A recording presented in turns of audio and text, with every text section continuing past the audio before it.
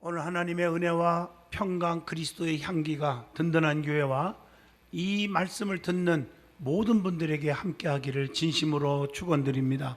시편 103편 1절로 14절을 통해서 하나님을 송축하라, 하나님께 감사하라 하는 말씀으로 같이 은혜를 나누고자 합니다. 우리 기독교 신앙인들이 제일 많이 좋아하고 사용하는 단어 가운데 하나가 은혜입니다. 은혜를 잊지 말라는 거예요. 하나님의 은혜는 하나님이 주시는 모든 축복들을 총괄해서 은혜라고 말하지요. 그래서 은혜를 입은 자가 되라고 성경은 말하고 있습니다.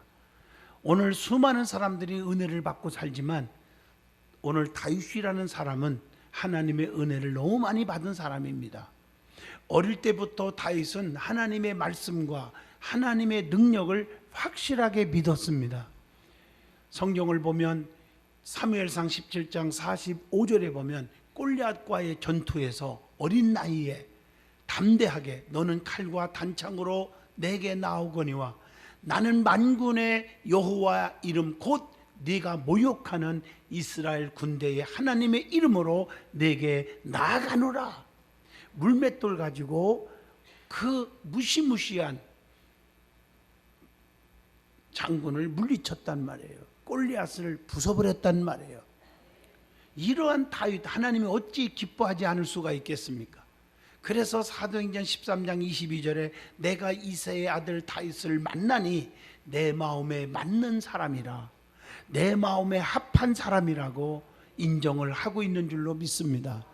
그래서 이새의 막내 아들이지만 끝까지 들에서 양을 치고 있던 다윗을 불러서 하나님의 쓰시는데 이스라엘의 왕중왕으로 기름 부어 세운 줄로 믿습니다. 그게 사무엘상 16장 11절과 12절의 말씀입니다. 그뿐 아니라 우리아의 아내 밧세바를 취하는 잘못된 죄를 범했을 때도 다윗은 하나님의 종이 너 그러면 되겠느냐 하고 책망했을 때 그 도리를 듣고 내가 왕인데 감히 당신이 종이면 다냐 이랬을 텐데 아닙니다. 침상을 적시고 잘못했습니다 하고 하나님 앞에 회개했던 그의 다윗의 모습을 봅니다. 사무엘하 12장 16절의 말씀입니다. 그러한 다윗을 하나님께서는 무조건 용서해 주셨고 그의 아들 솔로몬이 대를 이어서 이스라엘의 3대 왕이 되게 하셨고 그 솔로몬 왕이 어떻게 축복을 받았습니까? 성전 건축을 완공하게 하셨을 뿐 아니라 솔로몬에게 전무후무한 지혜와 부귀영화를 누리게 하신 줄로 믿습니다.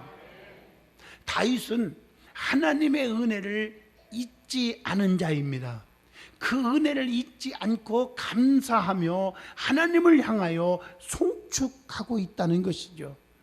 다윗은 그의 많은 찬양시에서 자신이 직접 체험한 하나님의 구원의 능력과 공의의 판단 그리고 긍휼하심과 자비에 대하여 감격적이고 진실된 찬양을 하나님께 올렸습니다.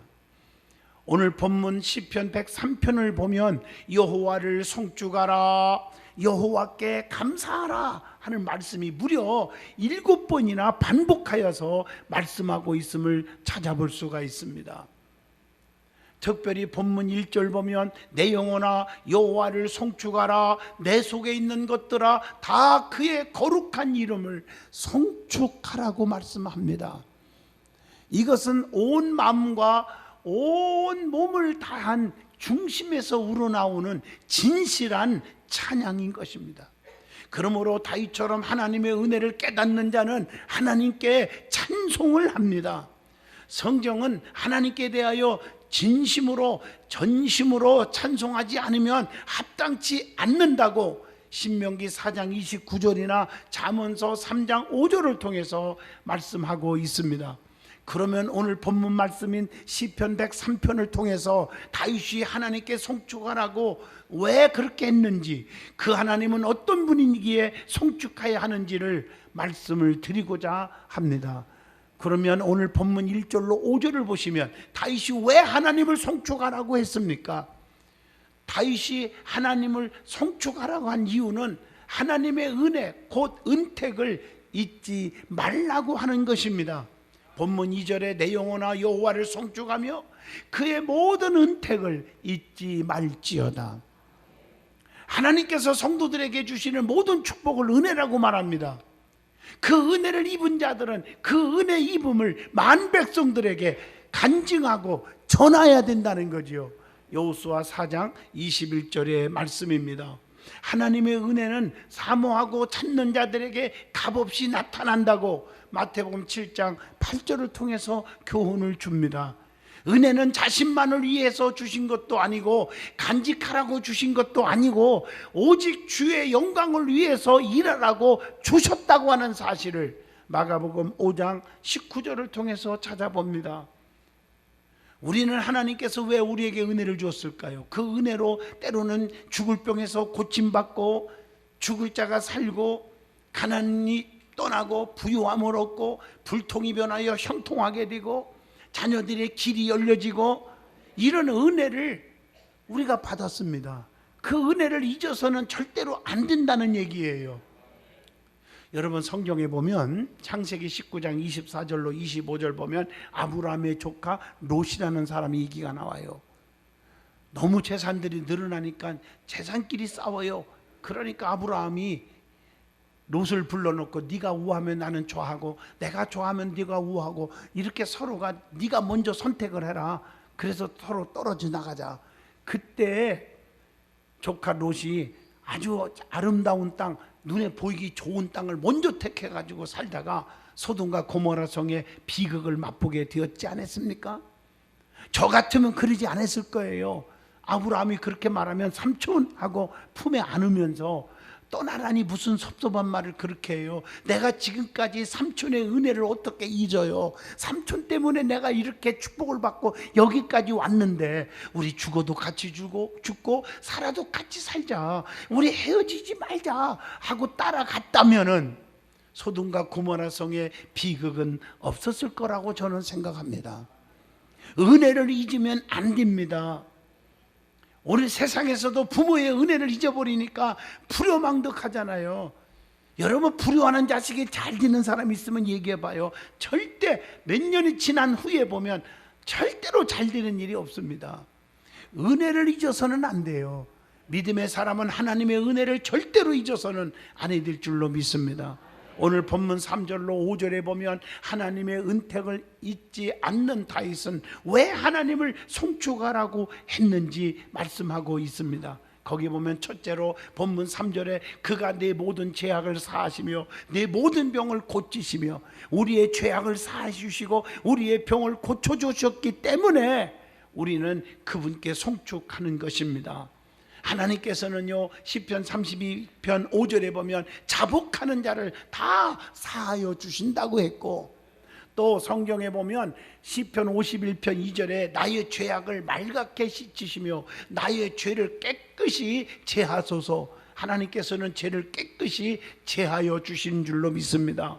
에베소서 1장 7절 보면요 모든 죄를 예수의 피로 사하여 주신다고 했습니다. 성경의 마가복음 16장 9절 보세요. 7 귀신 들렸던 마리아를 그냥 용서하시잖아요. 요한복음 4장 25절로 26절 보면 창부였던 사마리아 여인을 무조건 용서하셨잖아요. 요한복음 8장 10절로 11절에 보면 간음하다 잡힌 여인을 우리 주님은 무조건 용서하시고 다시는 죄짓지 말라 이렇게 하셨잖아요. 하나님께서는 죄를 따라 처벌하지 아니하시며 죄악을 따라 갚지 아니하신도다. 오늘 본문 10절의 말씀이 그 말씀입니다. 하나님께서는 우리의 죄과를 동이 서에서 먼 것 같이 우리에게서 멀리 옮기셨도다. 본문 12절의 말씀입니다. 하나님은 우리의 죄를 기억도 아니하신다고 이사야 43장 25절 에레미야 31장 34절에 분명히 말씀하고 계십니다. 죽어 마땅한 우리의 죄를 주님의 십자가로 용서받게 된 것은 주님의 큰 은혜 중에 은혜인 것을 믿습니다. 로마서 6장 23절에 죄의 싹은 사망이라고 멸망받을 수밖에 없는 저와 여러분을 용서해 주셨잖아요. 우리의 모든 또한 병을 고쳐주셨기 때문임을 두 번째로 말씀할 수 있습니다. 본문 3절에 그렇게 기록되어 있어요. 호세아 6장 1절 보면 여호와께서 우리를 찢으셨으나 도로 낫게 하실 것이요 우리를 치셨으나 싸매어 주실 것이라. 얼마나 하나님 멋있습니까? 욥기서 5장 18절 보면 하나님은 아프게 하시다가 싸매 주시기도 하시며 상하게 하시다가 그 손으로 고쳐주신다고 말씀하고 계십니다. 그래서 야고보서 5장 15절에 믿음의 기도는 병든 자를 구원하리니 주께서 그를 일으키시리로다. 예수님이 이 세상에 계시면서 행하신 일이 딱 세 가지가 있습니다. 마태복음 9장 35절 보면 예수께서 그들에 해당해서 가르치시며, 두 번째 천국 복음을 전파하시며, 세 번째 모든 병과 모든 약한 것을 고치시니라. 예수님이 세 가지 일을 하신 거예요. 가르치셨습니다. 천국 복음을 전파하셨습니다.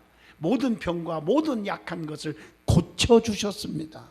그게 주님이 이 땅에 오셔서 하신 일인 줄로 믿습니다.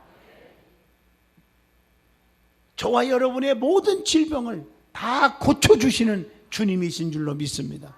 그래서 예수님께서는 모든 병의 치료자가 되신 것입니다.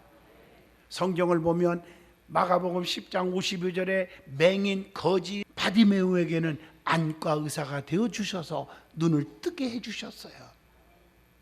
또 누가복음 8장 44절 보면 12년 동안 혈루병으로 죽기를 기다리는 여인에게는 산부인과 의사가 되어주셔서 깨끗이 고쳐주셨습니다. 마태복음 17장 15절 16, 18절까지 보시면 귀신 들려서 불에도 물에도 막 넘어지는 자에게 정신과 의사가 되어주셔서 온전케 하신 줄로 믿습니다. 마태복음 8장 14절로 15절 보면 열병으로 고생하던 베드로의 장모에게는 내과 의사가 되어주셔서 깨끗이 치료하셨습니다.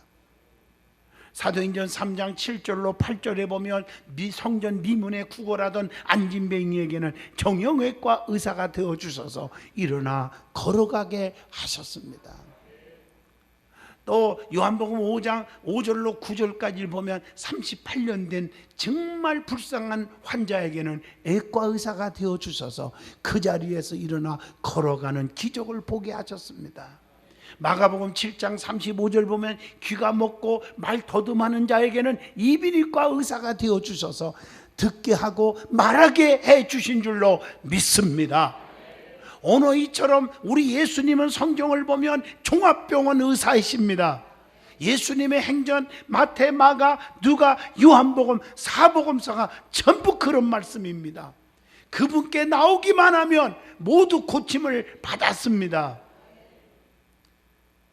세 번째로 본문 4절입니다. 내 생명을 파멸해서 속량하시고, 생명을 파멸해서 속량하셨기 때문입니다. 그래서 여호와를 송축하라는 것입니다. 하나님께서는 오늘 본문 14절에 보니까 우리의 체질을 아시고 먼지뿐임을 기억하시고 우리를 긍휼히 여기시고 축복하시는 주님이심을 볼 수 있습니다. 쉽게 낙심하기도 하고 죄악의 미혹을 쉽게 받는 몸임을 우리 주님은 아십니다. 그래서 멸망으로 달려가는 우리를 영생으로 인도하시고 실패의 자리에서 성공의 자리로 인도하시는 분이십니다. 하나님께서는 내 생명을 사망에서 건지시고 빛 가운데 다니게 하셔서 실족당하지 않게 하시고 건져주신다고 시편 56편 13절에 말씀하고 계십니다. 우리 하나님은 여기 계십니다. 눈동자같이 여러분을 사랑해 주신다는 거예요. 하나님께서는 성도들을 보호하는 방법이 있어요. 어떤 방법입니까? 시편 25편 21절 내가 주를 바라보니 성실과 정직으로 나를 보호하소서. 또 시편 40편 11절 보면 주의 인자와 진리로 나를 항상 보호하소서. 시편 91편 11절로 12절 보면 그가 너를 위하여 그의 천사들을 명령하사 네 모든 길에서 너를 지키게 하심이라. 천사들까지 동원시켜 주셔서. 시편 121편 8절에 보니까 언제까지? 여호와께서 너희의 출입을 지금부터 영원까지 지키시리로다. 이사야 19장 20절 보면 구원자를 보내심으로 우리를 늘 보호하신다고 기록하고 있는 줄로 믿습니다. 이사야 59장 19절 보면 여호와께서 그 기운에 몰려 급히 흐르는 강물같이 오실 것임이로다. 기이한 섭리 가운데서 우리를 보호하시는 하나님이십니다. 뿐만 아니라 로마서 8장 9절 보면 성령님의 내주하심으로 보호하시는데 내 속에 성령이 충만해서 나의 갈 길을 인도하시고 우리를 불의에서 건져주시고 우리를 선한 길로 역사하시는 성령님의 능력을 체험하게 하시는 줄로 믿습니다.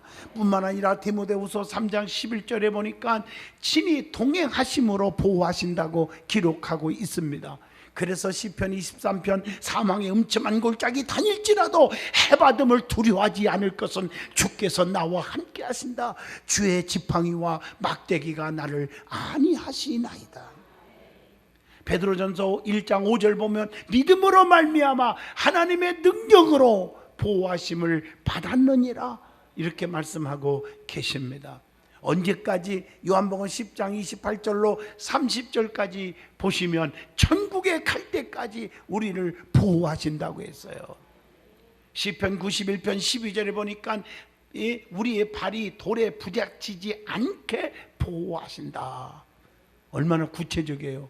오늘 본문 5절에 네 번째로 왜 여호와를 송축하라고 그랬습니까? 좋은 것으로 소원을 만족하게 하여 독수리같이 새롭게 하셨기 때문이라고 말씀하고 계십니다. 사람은 누구나 다 소원이 있습니다. 그 소원은 인간의 잘못된 욕심에 끌린 그런 소원이 있을 수도 있고 하나님의 영광을 위한 것일 수도 있을 것입니다. 그러나 하나님께서는 좋은 것으로 소원을 이루어 성도들에게 만족하게 하신다고 약속하고 계십니다.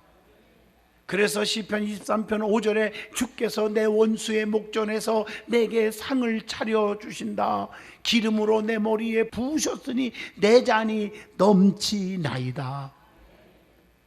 시편 63편 5절 보면 기름진 것을 먹음과 같이 영혼을 만족하게 하신다고 했습니다.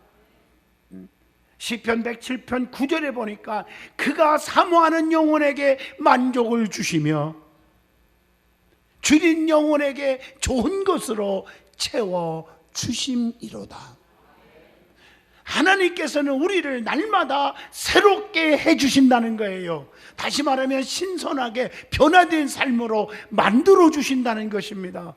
그러므로 성도는 하나님 앞에서 정결해야 할 것입니다. 그것은 하나님께서 마음이 정결한 자에게 선을 행하시기 때문임을 시편 73편 1절에 말씀하고 계시기 때문입니다. 그래서 시편 24편 3절로 5절, 시편 73편 1절 보면 마음이 청결하라고 했어요. 또 시편 51편 2절이나 51편 6절에 보면요, 죄악에서 정결하게 해야 한다고 했습니다. 또 잠언서 15장 26절, 스바냐 3장 9절 보면 말을 정결하게 하라고 그랬어요. 악한 꾀는 여호와께서 미워하시지만 선한 말은 정결하느니라, 그렇게 말하고 있잖아요. 스바냐 3장 9절 보면 그때 내가 여러 백성의 입술을 깨끗하게 하여 그들이 다 여호와의 이름을 부르면서 한 가지로 나를 섬기게 하리니, 이렇게 말씀하고 계시잖아요. 우리가 입술로 범죄하지 않기를 바랍니다. 입만 열으면 남을 저주하고 쑥덕거리고 남을 미워하고 그러지 마시고, 입만 열으면 남을 칭찬하기에 앞장서고요, 입만 열으면 남에게 용기를 주고 소망을 주는 그런 인격적인 사람이 되시기를 바랍니다. 부정적인 말을 하지 마시고 긍정적인 말을 하세요. 소망을 주세요. 할 수 있다, 하면 된다, 해보자, 그래야지. 할 수 없다, 하나만 하다 하지 말자. 그러면 안 되는 거 아니겠습니까? 우리의 삶의 행동도 마찬가지요. 행위를 정결케 하라고 잠언서 20장 11절이나 베드로전서 3장 2절에도 분명히 말씀하고 있습니다. 그것뿐 아닙니다. 우리의 양심입니다. 우리의 양심이 깨끗해야 돼요. 양심을 정결케 하라고 디모데후서 1장 3절, 히브리서 10장 22절에 말씀하고 계십니다. 오늘 이처럼 다윗이 하나님의 은혜를 잊지 않고 하나님을 송축하라고 한 것은 하나님께서 모든 죄악을 사해 주시고 모든 질병에서 고쳐주시고 생명을 파멸해서 구속하시고 좋은 것으로 소원을 만족케 하사 새롭게 해 주셨기 때문이라고 지금까지 말씀을 드렸습니다. 지금도 하나님께서는 우리에게 이와 같은 은혜를 부어주시고 계십니다. 하나님의 그 엄청난 은혜를, 그 사랑을 잊지 말아야 합니다. 그러면 본문 6절로 14절의 두 번째 은혜 받을 말씀은 하나님은 어떤 분이시기에 하나님께 송축하라고 했을까? 하나님은 어떤 분입니까? 시편 103편을 보면 하나님의 속성에 대해서 잘 말씀하고 있어요. 하나님께서는 누구십니까? 첫째, 하나님은 공의로운 일을 행하시는 분임을 본문 6절에 말씀하고 계십니다. 세상에는 부정부패가 만연합니다. 자기 정치 속으로 이익되는 일로 귀를 기울여 버립니다. 하나님은 철저하게 공의로우십니다. 하나님께서는 압제를 당하는 자의 요새시며 환난 때의 요새시라고 시편 9편 9절에 말씀합니다. 하나님께서는 가련한 자와 궁핍한 자를 안전한 지대에 두신다고 시편 12편 5절에 말씀하고 계십니다. 하나님께서는 가난한 자의 억울함을 풀어주시고 궁핍한 자의 자손을 구원하여 주신다고 시편 72편 4절에 말씀하고 계십니다. 잠언서 14장 31절에 보면 하나님께서는 가난한 자를 학대하는 자를 그 사람들을 멸시하면요 하나님을 멸시하는 것 같다고 그렇게 말합니다. 왜? 그들도 하나님의 사랑하는 자녀들이기 때문인 줄로 믿습니다. 두 번째로 하나님은 누구십니까? 긍휼이 많으시고 은혜로우시며 노하기를 더디하시며 인자하심이 풍부하신 분이라고 오늘 8절에 말씀합니다. 하나님께서는 인자하심이 후하신 분임을 시편 86편 5절에도 말씀하고 계십니다. 그래서 하나님께서는 은혜로 말미암아 우리를 사랑하십니다. 하나님께서는 출애굽기 34장 6절에 노하기를 더디하십니다. 웬만하면 다 참는 분이십니다. 하나님께서는 돌아오는 자를 멀리하지 않고 무조건 돌아오는 자를 품어주시고 용서하시는 분이라고 이사야 55장 7절에 우리 하나님께로 돌아오라 그가 너그럽게 용서하시리라 이렇게 말씀하고 계십니다. 세 번째로 하나님께서는 경책하지 아니하시고 노를 영원히 품지 아니시는 분이라고 본문 9절에 말씀하고 계십니다. 여러분, 노를 화를 끝까지 두지 않으신다는 거예요.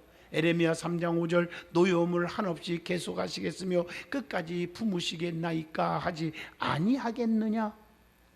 여러분, 노는 잠깐이요 은총은 평생이로다. 시편 30편 5절에 말씀합니다.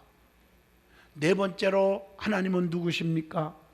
죄를 따라 처벌하지 아니하신다고 오늘 10절과 12절까지 말씀하고 있습니다.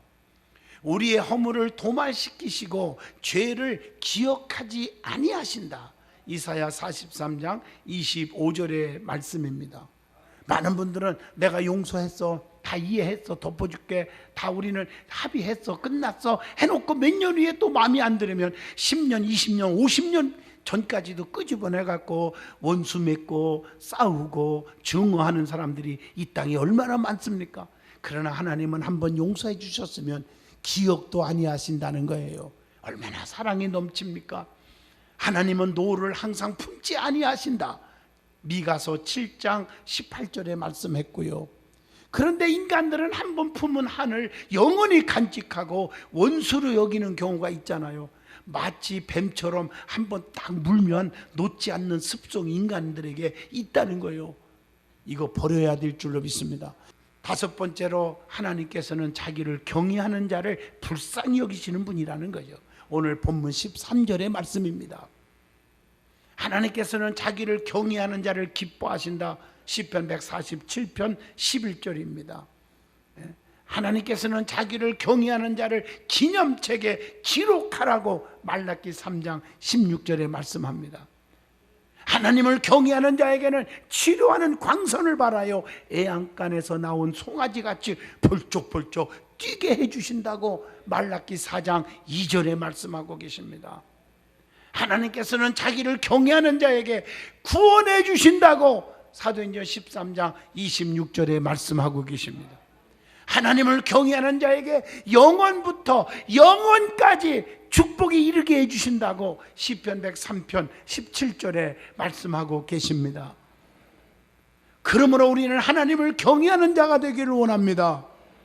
하나님을 경외하는 것이 무엇입니까? 크게 보면 하나님 앞에 예배의 신앙이 회복되어야 합니다. 예배 빠지는 것을 그냥 완전히 식은 죽 먹듯이 하는 사람들이 있어요. 그 하나님 경외하는 게 아니에요. 하나님 앞에 나와 예배드리고 하나님을 찬양하고 기도하고 그리고 하나님의 법도를 지키는 것, 이것이 하나님을 경외하는 거예요. 그런 자들을 하나님이 눈동자같이 지켜주시는 것입니다. 결론입니다. 다윗은 하나님의 은혜를 아는 자입니다. 그래서 하나님을 송축하고 경외하라고 말씀합니다. 하나님의 은혜를 모르고 살면 안 됩니다. 은혜를 깨닫는 자를 하나님께서 쓰시는 것입니다. 우리는 사도 바울처럼 고린도전서 15장 10절 내가 나된 것은 하나님의 은혜로 된 것이라고 고백할 수 있기를 바랍니다. 그리고 우리는 우리를 도우시는 사랑과 능력의 하나님을 송축하고 살아야 합니다. 그 하나님을 찬양하고 살아야 합니다. 하나님의 지으심을 받고 그가 다스리는 모든 곳에 있는 자들은 하나님을 송축하라고 시편 103편, 145편, 150편 등등 얼마든지 기록되어 있습니다. 하나님께서는 끝까지 우리를 보호하시고 인도하시고 지켜주실 것입니다. 기도합니다.